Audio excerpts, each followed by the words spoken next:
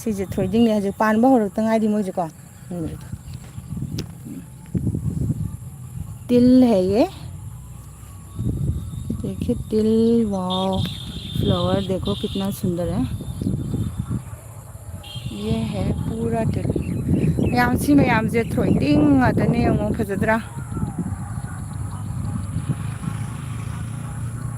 ꯑꯗꯨꯒ ꯑꯁꯣꯝ ꯃꯈꯥꯁꯤꯅ ꯄꯥꯠꯅꯦꯕꯀꯣ ꯀꯗꯥꯏ ꯆꯠꯈ꯭ꯔꯦ ꯍꯤ ꯍꯣꯟꯕ ꯉꯥ ꯐꯥꯕ ꯅꯨꯄꯥꯗꯣ ꯑꯣ ꯑꯗꯨ ꯑꯥꯗ ꯑꯩ ꯖꯨꯝ ꯇꯧꯔꯛꯀꯦꯕ ꯑꯥꯗ ꯌꯥꯝ ꯂꯥꯞꯅ ꯑꯃ ꯂꯩꯁꯦ ꯑꯁꯤꯁꯤꯅ ꯍꯤ ꯍꯣꯜꯂꯤꯁꯦ ये नाव वाला कहाँ है मैं जूम करती हूँ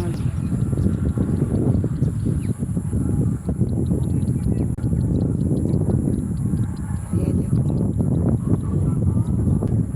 ये मछली पकड़ रहा है nga फाड़ीनेबा माजे लांग थाकपनेबको ये है अभी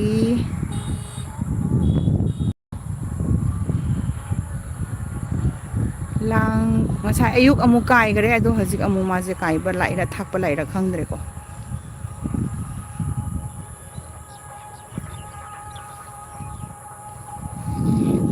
बहुत सुंदर व्यूज है और एकदम नुसित इंग इंग इंग लाउबा ठंडा हवा भी चल रहा है बहुत अच्छा लग रहा है दिल के अंदर जाके मैं आप लोग को दिखाती हूँ ये देखो वाओ कितना दिल लगा हुआ देखो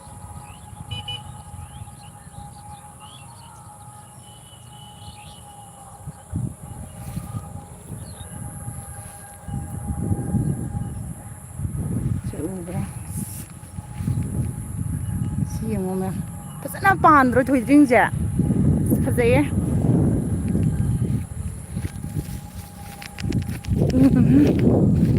ꯂꯧꯕꯨꯛ ꯂꯣꯝꯗ ꯆꯠꯀꯦ ꯃꯣꯏꯁꯤꯗ ꯉꯥ ꯐꯥꯅꯩꯁꯦ ꯃꯥꯗꯤ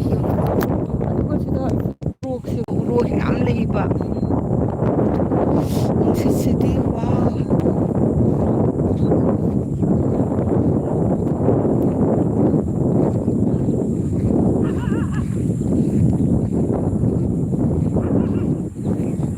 उरोक अमा पाइग्रेछ असोमदा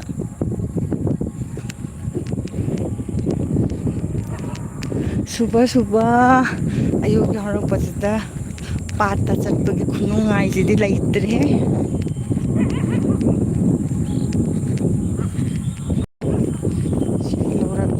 लौरी हाइतारेको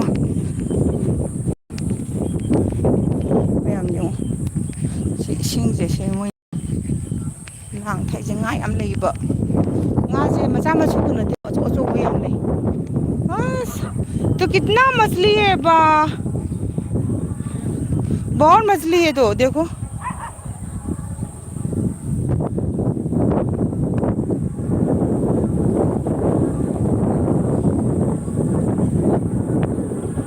बहुत अच्छा लग रहा है एकदम हवा ना फ्रेश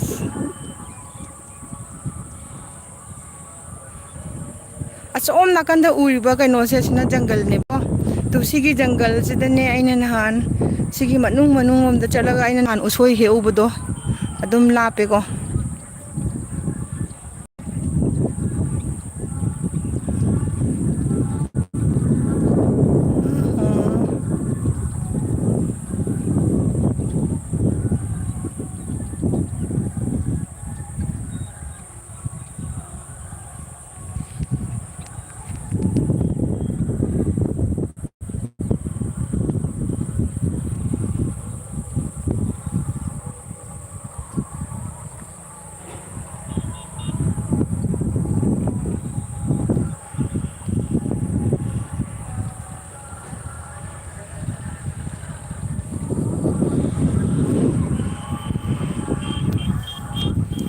इधर क्या है वहाँ पे देखते हैं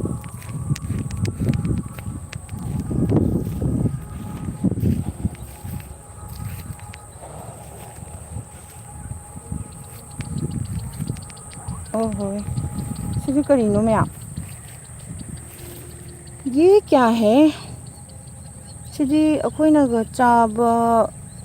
कनोदो मानलोरे याम पालिने तो इसका नाम बता देना क्या है।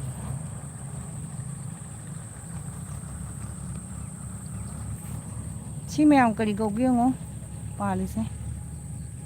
अनीनेको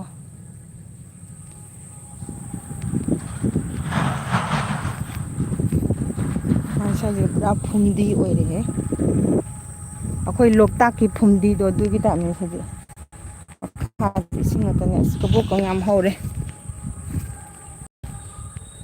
सी पाम्बी जम फजैने ओहो ताद्रुं फ्लावर से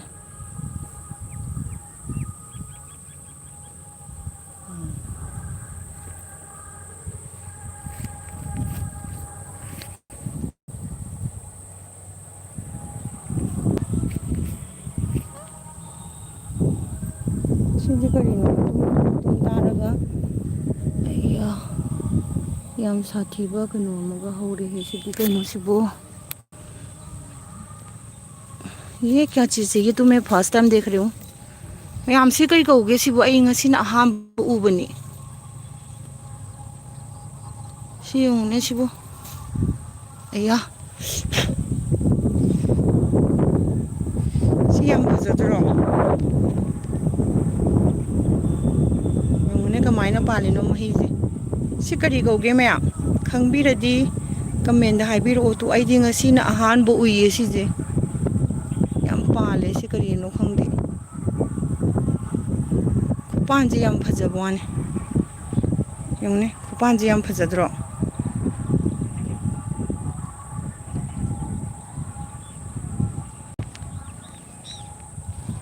chumba mai am pale to si mana sine ba tu si to pali me amsi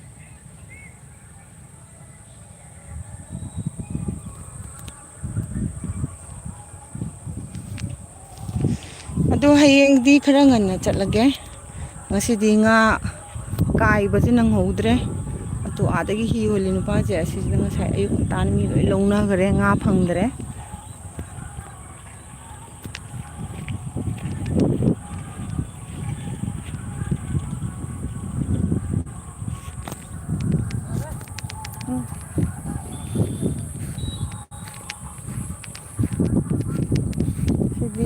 in macha ma por aga saida nong ma in tha tare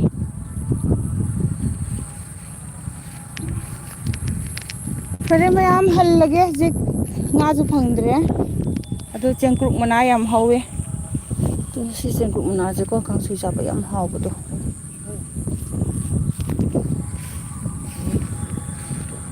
kang sui sa ba yam haw ba asidagi asme am thakna gare thakki bai ni nga sang sang nga lei jing je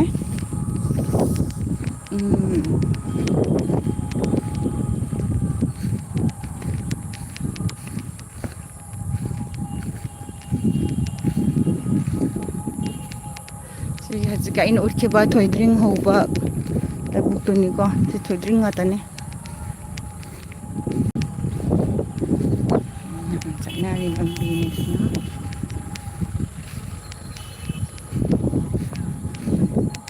pare ai live video se side lotion jarage bye bye thank you for watching my video